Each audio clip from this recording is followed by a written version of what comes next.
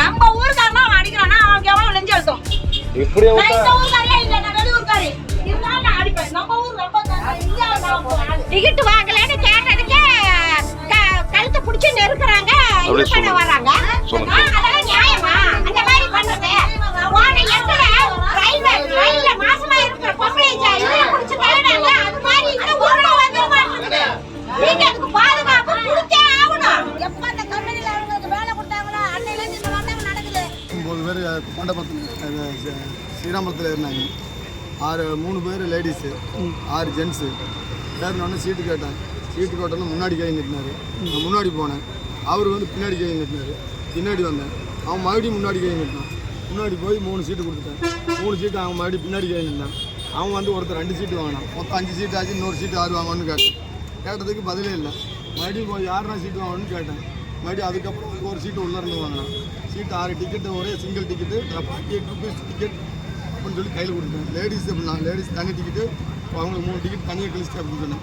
அதை தனியாக 3 டிக்கெட் கொடுத்ததுக்கப்புறம் எனக்கு தனியாக டிக்கெட் வேணும்னு சொல்லி அந்த டிக்கெட் கொடுத்த டிக்கெட்டை அமௌண்ட்டை மட்டும் கிழிச்சு எரிஞ்சிட்டு எனக்கு தனித்தனியாக டிக்கெட் கொடுன்னு சட்டையை பிடிச்சிட்டேன். லேடி வந்து அடிக்கவும் இல்லை. அது போய் சொல்ல அந்த அவர்கிட்ட வந்து ரவுடின்னு கேட்டுட்டு இருந்தாங்க சார். அந்த தலையில் துணி கட்டிருக்காங்க. கேட்டுட்டு போது முன்னாடி இருக்கிற பொம்பளை என்ன செஞ்சு நேராக வந்தது. நேராக வந்தோன்னா என்னன்னு கேட்டுட்டு இருந்தது. இந்த ஒன்றும் இல்லை நவர்மான்னு சொன்னார்ல அந்த பையன் அடிக்க போனான். அந்த பொம்பளை எதிரிட்டு அடித்து தள்ளி விட்டுருச்சு. அதான் வந்தாரை வாழ வைக்கும் தமிழர்னு சொல்றாங்கல்ல.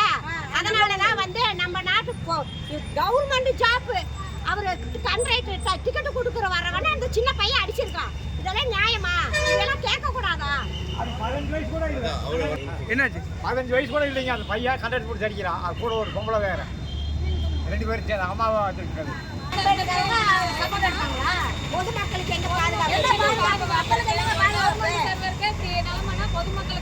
பாதுகாப்பு? எப்ப அந்த கம்பெனில அவங்களுக்கு வேலை கொடுத்தாங்களோ அன்னையில இருந்து இந்த வந்தாங்க நடக்குது. சொன்னேன் இப்போ. அதுதான் அப்புறம் என்ன அந்த கம்பெனிக்காரங்க எப்ப அந்த அவங்களுக்குலாம் வேலை கொடுத்தாங்களோ அதுல இருந்து இது வரைக்கும் நம்ம மக்களுக்கு மரியாதை கிடையாதுங்க.